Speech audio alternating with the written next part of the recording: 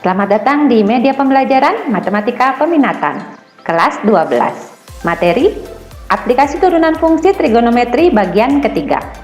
Bersama saya, Nilo Eni Rulistiawati, SPD. Om Swastiastu. Halo anak-anak, masih semangat belajar kan? Apa kabar semuanya? Semoga kalian dalam keadaan sehat semuanya ya. Adapun tujuan pembelajaran kita adalah mari kita mulai materinya ya. Materi kita adalah aplikasi turunan fungsi trigonometri. Materi yang pertama dan kedua sudah kita bahas pada pertemuan sebelumnya. Kali ini kita akan membahas bagian 3 dan keempat, yaitu nilai maksimum, nilai minimum, serta titik stasioner.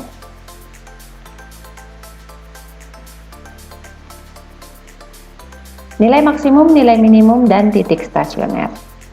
Nilai suatu fungsi dikatakan maksimum jika nilai fungsi tersebut paling besar atau paling tinggi. Dan sebaliknya, nilai suatu fungsi dikatakan minimum jika nilai fungsi tersebut paling kecil atau paling rendah. Nah sekarang, perhatikan grafik fungsi fx pada interval berikut, dari x1 hingga x2.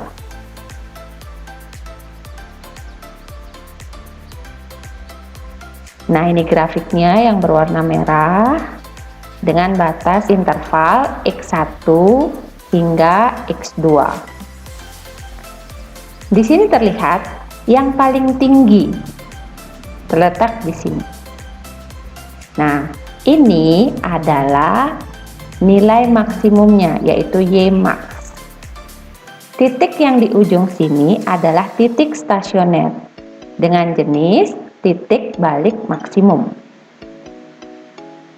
Perhatikan lagi yang bagian sini. Bagian ini adalah bagian terendah, sehingga kita bisa sebut Y min atau nilai minimum. Dan titik ini, titik stasionernya berjenis titik balik minimum. Oh ya, ada lagi satu jenis titik stasioner yang seperti ini, disebut titik belok. Kenapa? Karena tidak mengubah arah. Kalau yang naik tetap naik, yang turun tetap turun, cuma berbelok sedikit saja, maka disebut titik belok. Nah, bagaimana cara menentukannya? Mari kita simak. Menentukan nilai maksimum, nilai minimum, dan titik stasioner. Ada dua cara, yaitu yang pertama, uji turunan pertama. Misal, titik di X sama dengan A adalah titik stasioner. Maka, kemungkinan yang pertama, jika untuk X kurang dari A, sehingga F aksen X lebih dari 0, dan untuk X lebih dari A, sehingga F aksen X kurang dari 0, maka titik A, FA adalah titik balik maksimum. Perhatikan ilustrasi berikut ini. Nah, seperti ini. Di sini A, jika X kurang dari A, F aksennya kita uji lebih dari 0 atau bernilai positif, dan X lebih besar dari A, kita uji di F aksen kurang dari 0 atau bernilai negatif, maka di sini naik, turun. A yang ini menjadi maksimum, sehingga A, FA adalah titik balik maksimum. Titik balik maksimum A, FA, FA yang ini merupakan nilai maksimumnya ya. Oke, saya lanjutkan. Kemungkinan yang kedua, jika untuk X kurang dari A, F aksen X kurang dari 0, dan untuk X lebih dari A, F aksen X lebih dari 0, maka titik A, FA adalah titik balik minimum. Seperti ini. Ini A, X kurang dari A bernilai negatif. X lebih dari A bernilai positif. Turun naik. Maka di sini menjadi titik balik minimum. Titik balik minimum A, FA ini, bagian FA di sini merupakan nilai minimum. Oke, kita lanjutkan kemungkinan yang ketiga. Jika untuk X kurang dari A, F aksen X kurang dari 0, dan untuk X lebih dari A, F aksen X kurang dari 0, maka titik A, FA adalah titik belok turun. Seperti ini. Di sini A, untuk X kurang dari A bernilai negatif, dan untuk X lebih dari A bernilai negatif juga, maka A, FA di sini menjadi titik belok turun. Oke, yang terakhir kemungkinan yang keempat, jika untuk X kurang dari A sehingga F aksen X lebih dari 0, dan untuk X lebih dari A sehingga F aksen X lebih juga dari 0, maka titik A, FA adalah titik belok naik. Nah, ilustrasinya seperti ini. Di sini A, untuk X kurang dari A bernilai positif, dan untuk X lebih dari A juga bernilai positif. Maka titik A, FA di sini merupakan titik belok naik. Bagaimana? Bisa diterima? Oke, santai aja ya. Nanti saya akan memberikan contoh soalnya. Tapi sebelumnya saya bahas dulu untuk cara yang kedua, yaitu uji turunan kedua. Misal, titik di X sama dengan A adalah titik stasioner Fx, sehingga F aksen A sama dengan 0. Maka, kemungkinan yang pertama, jika F double aksen A kurang dari 0, maka titik A, FA adalah titik balik maksimum. Kemungkinan yang kedua, jika F double aksen A lebih dari 0, maka titik A, FA adalah titik balik minimum. Kemungkinan yang ketiga, jika X kurang dari A sehingga F aksen X kurang dari 0 dan F double aksen A sama dengan 0, maka titik A, FA adalah titik belok turun. Dan kemungkinan yang terakhir, jika X kurang dari A sehingga F aksen X lebih dari 0 dan F double aksen A sama dengan 0, maka titik A, FA adalah titik belok naik. Untuk lebih memperjelas materi kita kali ini, mari kita bahas contoh soalnya satu persatu. Yuk, langsung aja. Contoh soal nomor 1. Tentukan nilai maksimum dan nilai minimum dari fungsi Fx sama dengan 6 sin X pada interval X lebih dari 0 dan X kurang dari 2pi. Yuk, kita langsung jawab. Untuk kali ini, saya akan menggunakan cara yang pertama, yaitu uji turunan pertama. Maka dari itu, saya akan mencari turunan pertamanya terlebih dahulu. F aksen X sama dengan, di sini Fx sama dengan 6 sin X. Maka turunan pertamanya, turunan sin apa? Ya, cos. Turunan pertamanya saya tulis 6 cos X. Kita anggap sama dengan 0. Ingatkah kalian cara menyelesaikan soal kemonotonan fungsi kemarin? Ya, caranya ini hampir sama. Untuk mencari penyelesaian 6 cos X sama dengan 0, maka kita akan pindahkan 6 ini menjadi cos X sama dengan 0 dibagi 6, ya 0. Nah, dari sini kalian harus mencari tahu cos berapa saja yang bernilai 0. Masih ingat? Cos berapa yang bernilai 0?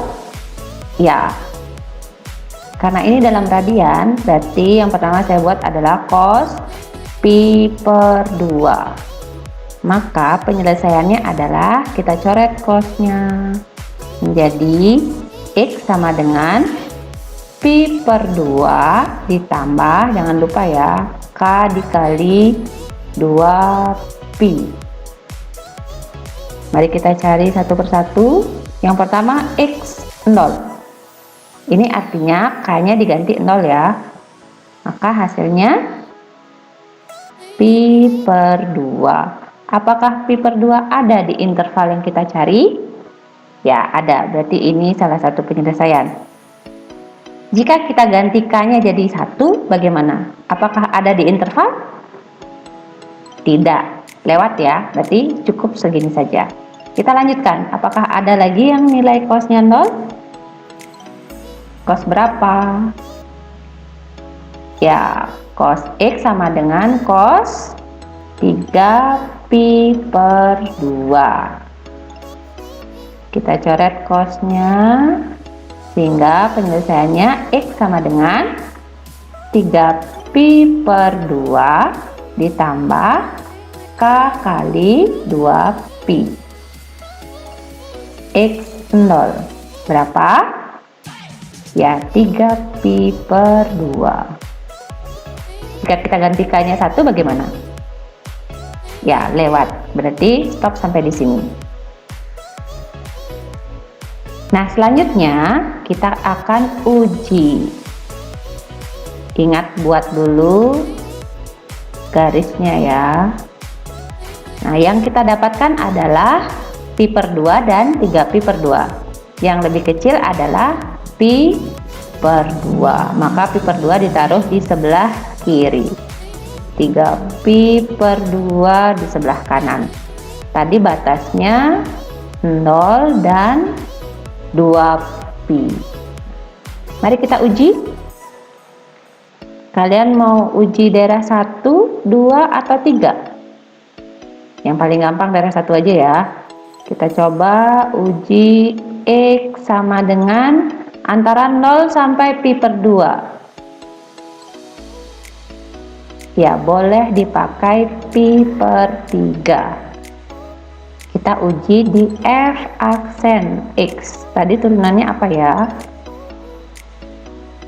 6 cos X. Kita ganti X-nya dengan pi per 3. 6 cos pi per 3. Berapakah nilai cos pi per 3?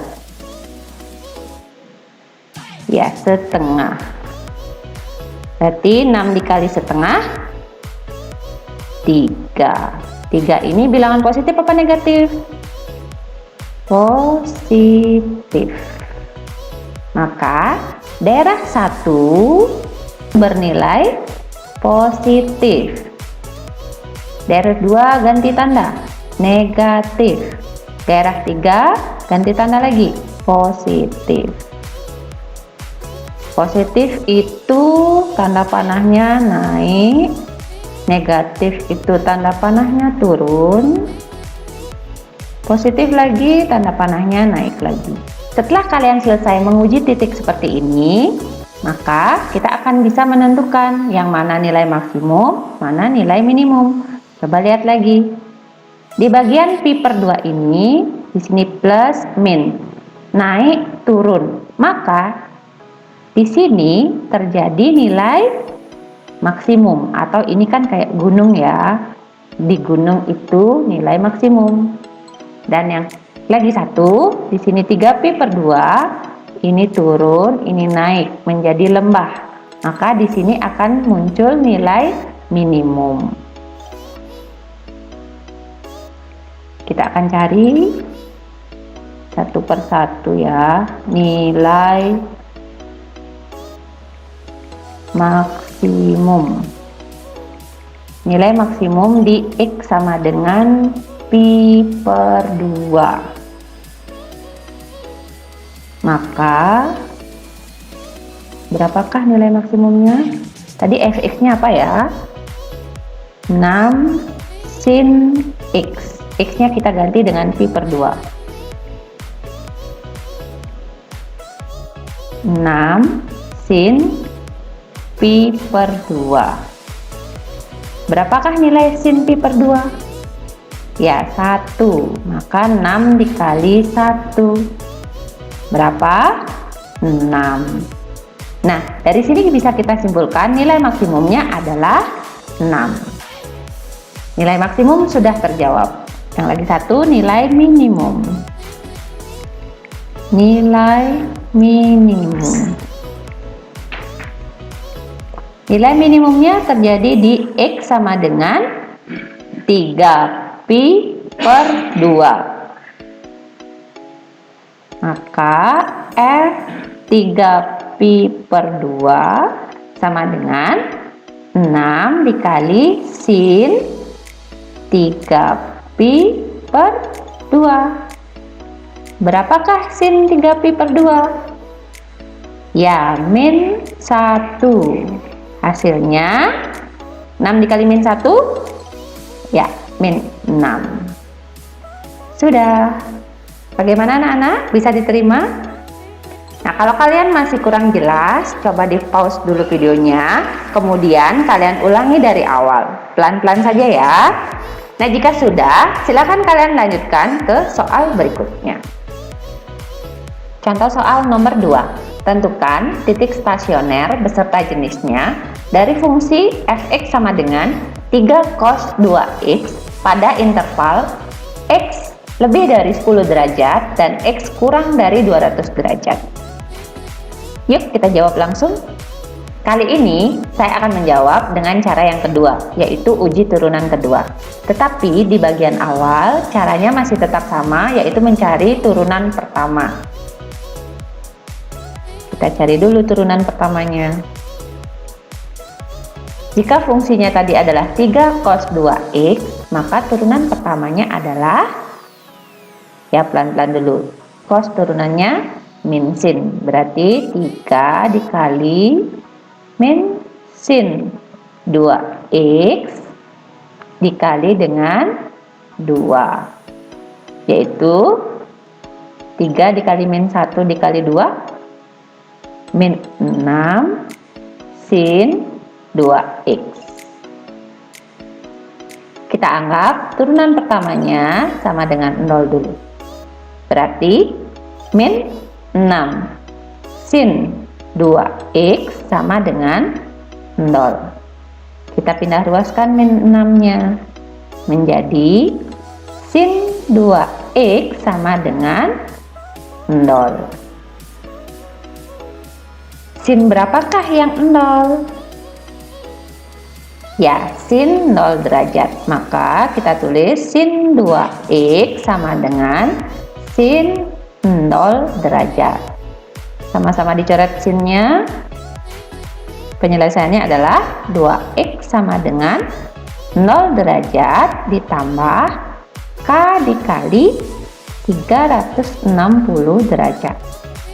Oh ya, ini masih ada angka 2, berarti harus dibagi 2 semuanya. X sama dengan 0 derajat dibagi 2, tetap 0 derajat, ditambah ini juga dibagi 2 ya, k dikali 180 derajat. Kurang tempatnya, kita tulis di samping saja.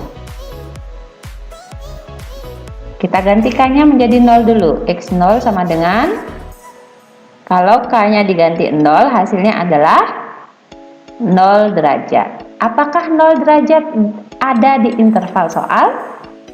Tidak ada, berarti 0 derajat tidak memenuhi. Kita lanjutkan ke X1. Gantikannya jadi 1. Ya, 180 derajat. Ada ya di interval. Terus kalau kita lanjutkan dengan K-nya diganti 2, lewat. Ya sudah, sampai di sini aja. Nah, sekarang saya tanya, apakah ada sudut yang nilai sinnya 0 lagi? Ya ada. Kita cari. Sin 2x sama dengan sin 180 derajat. Kita coret sinnya. Hasilnya adalah 2x sama dengan 180 derajat ditambah k dikali 360 derajat.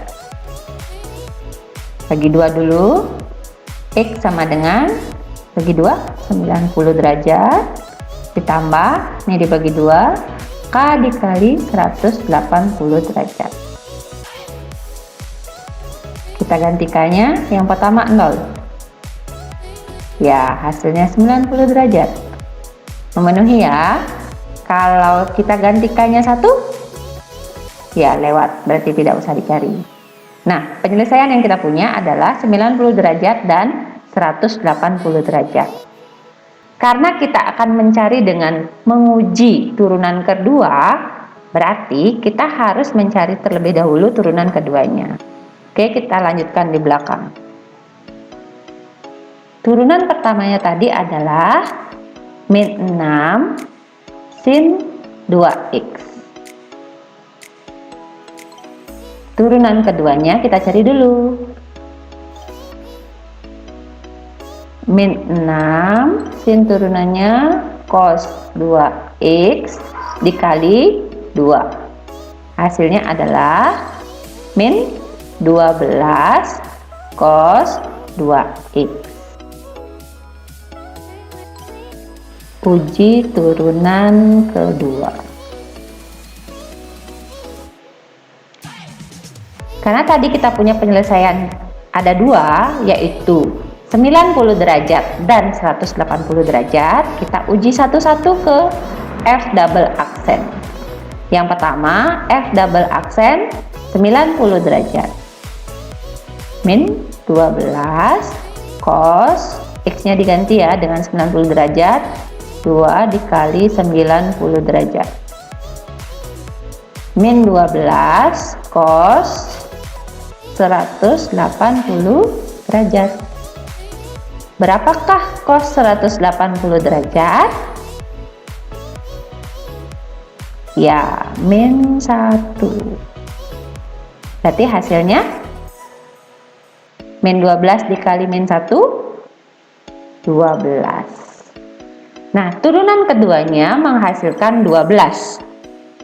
12 lebih dari 0. Nah, setelah kita uji, ternyata 12 ini kan lebih dari 0. Jadi, titik stasioner yang dihasilkan adalah titik balik minimum. Sehingga, kita cari dulu. Fx-nya tadi itu adalah 3 cos 2x. Kita ganti x-nya jadi 90 derajat. F 90 derajat sama dengan 3 cos 2 dikali 90 derajat sama dengan 3 cos 2 kali 90 derajat, ya 180 derajat sama dengan 3, berapa cos 180 derajat? Ya, min 1. Hasilnya 3 dikali min 1, min 3. Nah, setelah kita mendapatkan F 90 derajat, berarti titiknya, titik stasionernya adalah X-nya 90 derajat, Y-nya min 3 dengan jenis titik balik minimum. Seperti itu. Bisa diterima caranya? Oke, kita lanjutkan dulu ya, karena ini baru satu yang kita uji, yang lagi satu belum. Nah, sekarang kita lanjutkan ke bagian yang 180 derajat. Biar tidak lupa, saya tulis ulang dulu ya. F double aksen X tadi adalah min 12 cos 2x. Kita uji 180 derajat. Menjadi min 12 cos 2 dikali 180 derajat. Min 12 cos berapa?